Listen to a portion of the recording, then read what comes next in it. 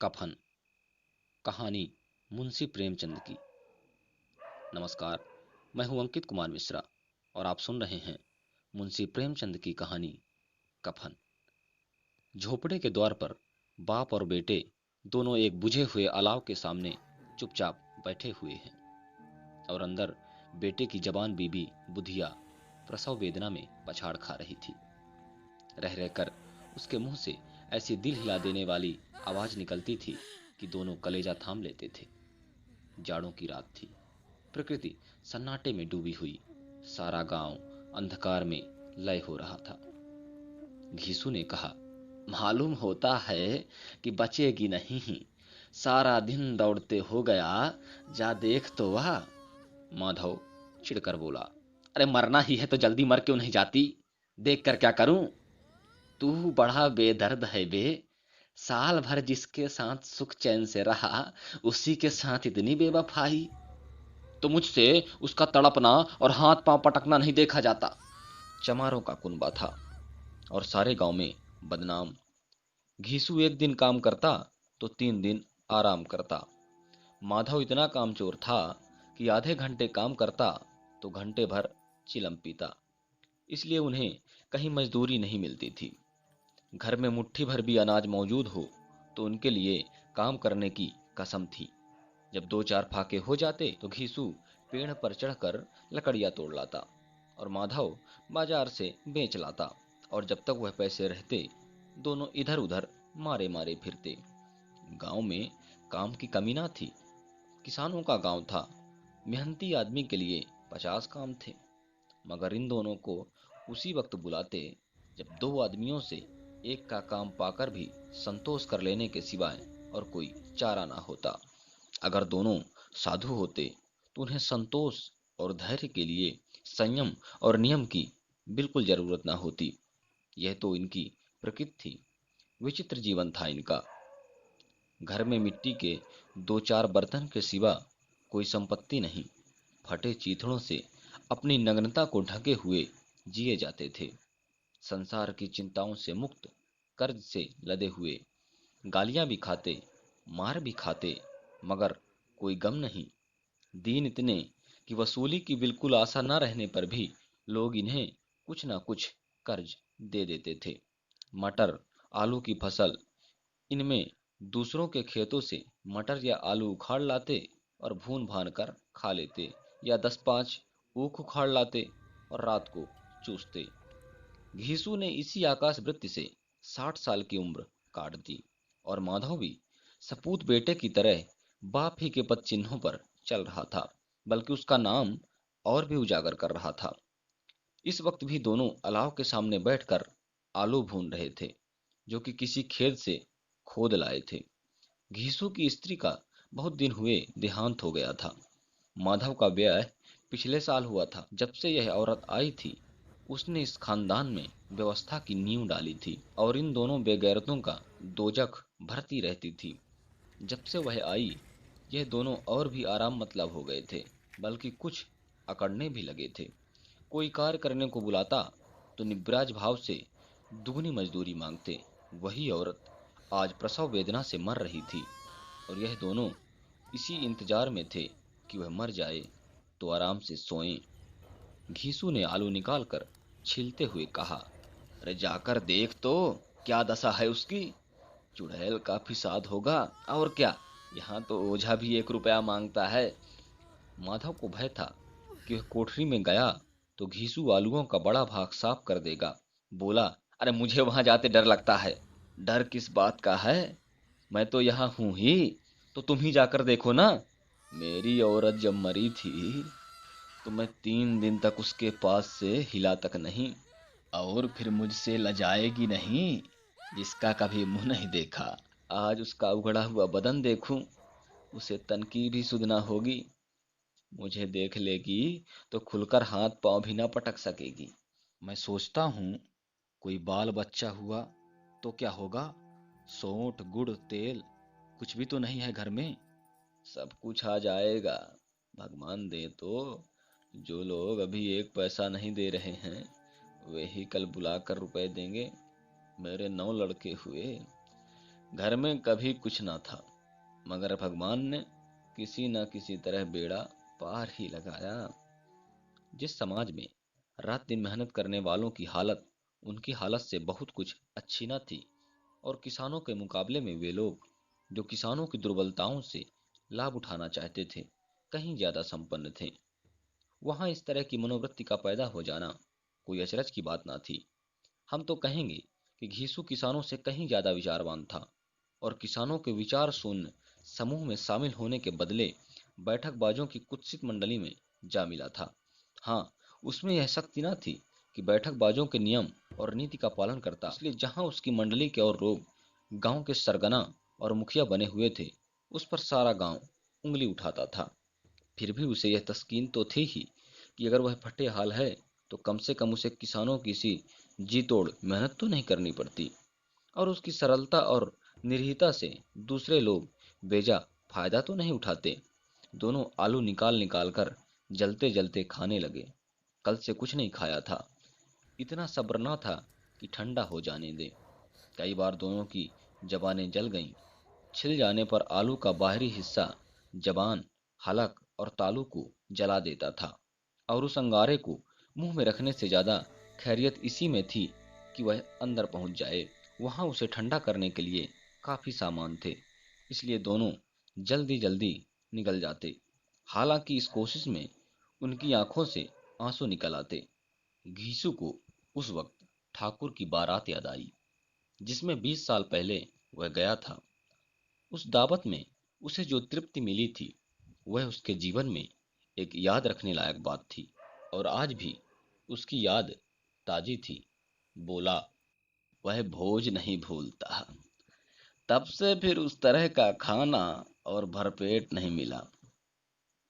लड़की वालों ने सबको भरपेट पूरियां खिलाई थी, सबको, छोटे बड़े सब ने पूरियां खाई, और असली घी की चटनी, रायता, 3 तरह के सूखे साग, एक रसेदार तरकारी, दही, चटनी, मिठाई। अब क्या बताऊं कि उस भोज में क्या स्वाद मिला। कोई रोक टोक नहीं थी। जो चीज चाहो मांगो, जितना चाहो खाओ। लोगों ने ऐसा खाया कि किसी से पानी ना पिया गया। मगर परोसने वाले हैं कि पत्तल में गरम गरम गोल गोल सुवासित कचौड़ियाँ डाल देते हैं। मना करते हैं कि नहीं चाहिए, पत्तल पर हाथ रोके हुए हैं, मगर वह है कि दिए जाते हैं। और जब सबने मुंह धो लिया तो पान इलायची भी मिली, मगर मुझे पान लेने की कहाँ सुध थी। खड़ा हुआ ना जाता था, चटपट जाकर अपने कंबल पर लेट गया। ऐसा दिल दरियाव था वह ठाकुर। माधव ने इन पदार्थों का मन ही मन में स्वाद लेते हुए व मजे लेते हुए कहा, अब हमें कोई ऐसा भोज नहीं खिलाता। अब कोई क्या खिलाएगा। वह जमाना दूसरा था। अब तो सबको किफायत सूझती है। शादी ब्याह में मत खर्च करो, क्रियाक्रम में मत खर्च करो। पूछो, गरीबों का माल बटोर बटोर कर कहाँ रखोगे। बटोरने में तो कमी नहीं है, हाँ खर्च में किफायत सूझती है। तुमने एक 20 पूरियां खाई होंगी। अरे 20 से ज्यादा खाई थी। मैं 50 खा जाता। 50 से कम मैंने ना खाई होंगी। अच्छा पका था। तू तो मेरा आधा भी नहीं है। आलू खाकर दोनों ने पानी पिया, और वहीं अलाव के सामने अपनी धोतियां ओढ़कर पांव पेट में डाले सो रहे, जैसे दो बड़े बड़े अजगर गंडुलियां मारे पड़े हों, और बुधिया अभी तक कराह रही थी। भाग 2। सवेरे माधव ने कोठरी में जाकर देखा तो उसकी स्त्री ठंडी हो गई थी। उसके मुंह पर मक्खियां भिनक रही थीं। पथराई हुई आंखें ऊपर टंगी हुई थी। सारी देह धूल से लथपथ हो रही थी। उसके पेट में बच्चा मर गया था। माधव भागा हुआ घीसू के पास आया। फिर दोनों जोर जोर से हाय हाय करने और छाती पीटने लगे। पड़ोस वालों ने यह रोना धोना सुना तो दौड़े हुए आए और पुरानी मर्यादा के अनुसार इन अभागों को समझाने लगे, मगर ज्यादा रोने पीटने का अवसर न था। कफन की और लकड़ी की फिक्र करनी थी। घर में तो पैसा इस तरह गायब था जैसे चील के घोंसले में मांस। बाप बेटे रोते हुए गांव के जमींदार के पास गए। वह इन दोनों की सूरत से नफरत करते थे। कई बार इन्हें अपने हाथों से पीट चुके थे। चोरी करने के लिए, वादे पर काम पर न आने के लिए। पूछा, क्या है बे घिसुआ, रोता क्यों है? अब तो तू कहीं दिखलाई भी नहीं देता। मालूम होता है इस गांव में रहना ही नहीं चाहता। घीसू ने जमीन पर सिर रखकर आंखों में आंसू भरे हुए कहा, सरकार सरकार बड़ी विपत्ति में हूँ। मानव की घरवाली रात को गुजर गई। रात भर तड़पती रही सरकार। हम दोनों उसके सिरहाने बैठे रहे। दवा दारू जो कुछ हो सका सब कुछ किया, मुदा वह हमें दगा दे गई। अब कोई एक रोटी देने वाला भी ना रहा। मालिक तबाह हो गए, घर उजड़ गया। आपका गुलाम हूँ, अब आपके सिवा कौन उसकी मिट्टी पार लगाएगा? हमारे हाथ में जो कुछ था वह सब तो दवा दारू में उठ गया। सरकार सरकार ही की दया होगी तो उसकी मिट्टी उठेगी। आपके सिवा किसके द्वार पर जाऊं? जमींदार साहब दयालु थे, मगर घीसू पर दया करना काले कंबल पर रंग चढ़ाना था। जी में तो आया, कह दें चल दूर हो यहां से, यूं तो बुलाने से भी नहीं आता। आज जब गरज पड़ी तो आकर खुशामद कर रहा है। हराम खोर कहीं का, बदमाश। लेकिन यह क्रोध करने या दंड देने का अवसर न था। जी में कुढ़ते हुए 2 रुपए निकाल कर फेंक दिए, मगर सांत्वना का एक शब्द भी मुंह से ना निकला। उसकी तरफ ताका तक नहीं, जैसे सिर का बोझ उतारा हो। जब जमींदार साहब ने 2 रुपए दिए तो गांव के बनिए महाजनों को इनकार का साहस कैसे होता। घीसू जमींदार के नाम का ढिंढोरा भी पीटना जानता था। किसी ने 2 आने दिए, किसी ने 4 आने। 1 घंटे में घीसू के पास 5 रुपए की अच्छी रकम जमा हो गई। कहीं से अनाज मिल गया, कहीं से लकड़ी, और दोपहर को घीसू और माधव बाजार से कफन लाने चले। इधर लोग बांस वास काटने लगे। गांव की नर्मदिल स्त्रियां आ आकर लाश देखती थीं और उसकी बेकसी पर 2 बूंद आंसू गिराकर चली जाती थीं। भाग 3। बाजार में पहुंचकर घीसू बोला, लकड़ी तो उसके जलाने भर को मिल गई है, क्यों माधव? माधव बोला, हाँ लकड़ी तो बहुत है, अब कफन चाहिए तो चलो कोई हल्का सा कफन ले लें। हाँ और क्या, लाश उठते उठते रात हो जाएगी। रात को कफन कौन देखता है? कैसा बुरा रिवाज है कि जिसे जीते जी तन ढांकने को चीथड़ा भी ना मिले, उसे मरने पर नया कफन चाहिए। कफन लाश के साथ जल ही तो जाता है, और क्या रखा रहता है। यही 5 रुपए पहले मिलते तो कुछ दवा दारू करा लेते। दोनों एक दूसरे के मन की बात ताड़ रहे थे। बाजार में इधर उधर घूमते रहे। कभी इस बजाज की दुकान पर गए, कभी उसकी दुकान पर। तरह तरह के कपड़े, रेशमी और सूती देखे, मगर कुछ जचा नहीं। यहाँ तक कि शाम हो गई। तब दोनों न जाने किस दैवी प्रेरणा से एक मधुशाला के सामने जा पहुंचे और जैसे किसी पूर्व निश्चित व्यवस्था से अंदर चले गए। वहां देर तक दोनों असमंजस में खड़े रहे। फिर घीसू ने गद्दी के सामने जाकर कहा, साहू जी, एक बोतल हमें भी देना। उसके बाद कुछ चिखौना आया, तली हुई मछली आई, और दोनों बरामदे में बैठकर शांतिपूर्वक पीने लगे। कई कुज्जियां ताबड़तोड़ पीने के बाद दोनों सरूर में आ गए। घीसू बोला, कफन लाने से क्या मिलता है? आखिर जल ही तो जाता, कुछ बहू के साथ तो न जाता। माधव आसमान की तरफ देखकर बोला, मानो देवताओं को अपनी निष्पापता का साक्षी बना रहा हो। दुनिया का दस्तूर है, नहीं लोग बामनों को हजारों रुपए क्यों देते हैं? कौन देखता है परलोक में मिलता है या नहीं? बड़े आदमियों के पास धन है, फूंके। हमारे पास फूंकने को क्या है? लेकिन लोगों को जवाब क्या दोगे? लोग पूछेंगे नहीं, कफन कहाँ है? घीसू हंसा, अबे कह देंगे कि रुपए कमर से खिसक गए, बहुत ढूंढा मिले नहीं। लोगों को विश्वास ना आएगा, लेकिन फिर वही रुपए देंगे। माधव भी हंसा इस अनपेक्षित सौभाग्य पर। बोला, बड़ी अच्छी थी बेचारी, मरी तो खूब खिला पिलाकर। आधी बोतल से ज्यादा उड़ गई। घीसू ने 2 सेर पूड़ियां मंगाई। चटनी, अचार, कलेजियां। शराब खाने के सामने ही दुकान थी। माधव लपक कर 2 पत्तलों में सारे सामान ले आया। पूरा 1.5 रुपया खर्च हो गया। सिर्फ थोड़े से पैसे बच रहे।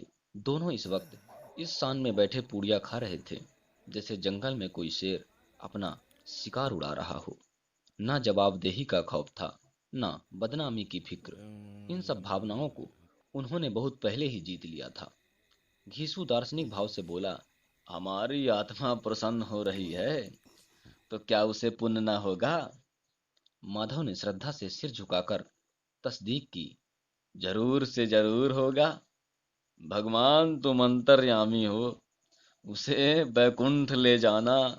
हम दोनों हृदय से आशीर्वाद दे रहे हैं। आज जो भोजन मिला वह कभी उम्र भर ना मिला था। एक क्षण के बाद माधव के मन में एक शंका जागी। बोला, क्यों दादा, हम लोग भी एक न एक दिन वहां जाएंगे ही। घीसू ने इस भोले भाले सवाल का कुछ उत्तर ना दिया। वह परलोक की बातें सोचकर इस आनंद में बाधा ना डालना चाहता था। जो हाँ हम लोगों से पूछे कि तुमने हमें कफन क्यों नहीं दिया तो क्या कहोगे? कहेंगे तुम्हारा सिर। पूछेगी तो जरूर, तू कैसे जानता है कि उसे कफन न मिलेगा? हैं? तू मुझे ऐसा गधा समझता है? 60 साल क्या दुनिया में घास खोदता रहा हूँ, उसको कफन मिलेगा और बहुत अच्छा मिलेगा। माधव को विश्वास न आया। बोला, कौन देगा? रुपए तो तुमने चट कर दिए। वह तो मुझसे पूछेगी, उसकी मांग में तो सिंदूर मैंने डाला था। कौन देगा? बताते क्यों नहीं? वही लोग देंगे जिन्होंने अब की दिया।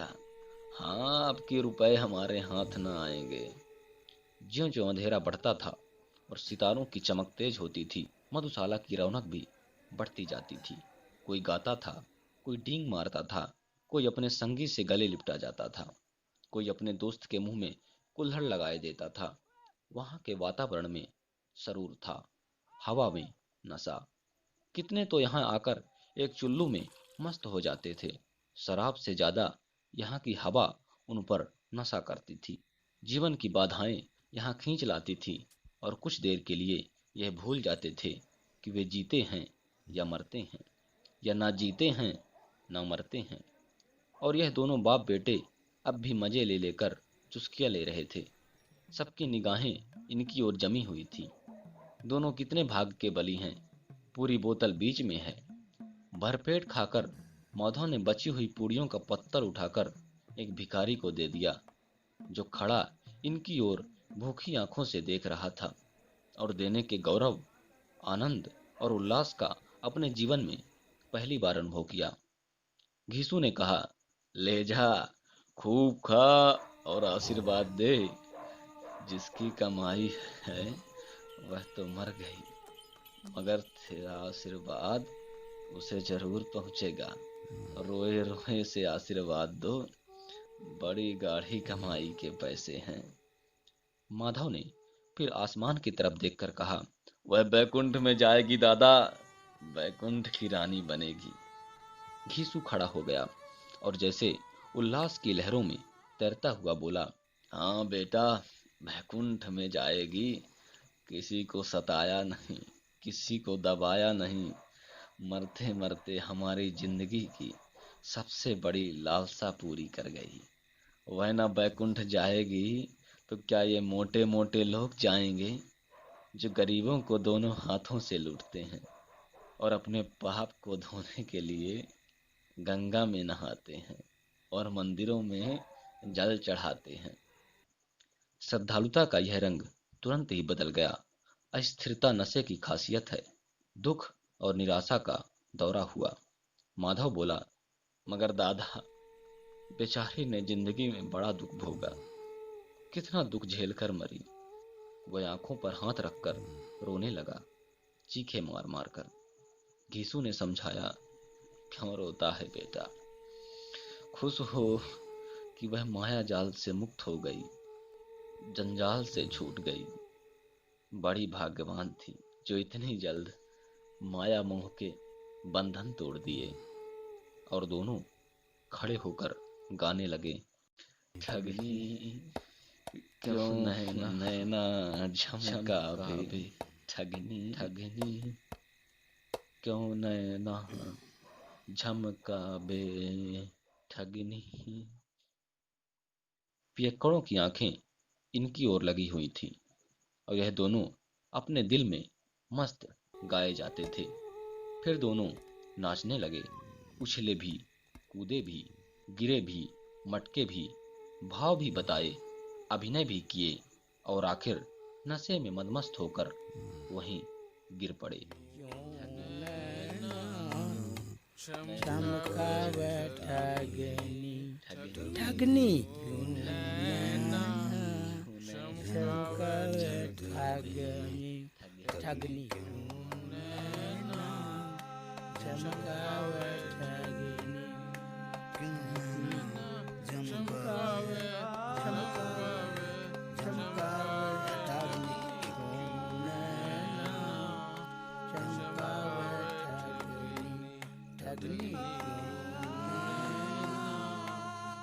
अभी आप सुन रहे थे मुंशी प्रेमचंद की कहानी कफन। इसी तरह कुछ अच्छी सीख व अच्छी सोच की बातों के लिए हमसे जुड़े रहिए। तब तक के लिए धन्यवाद।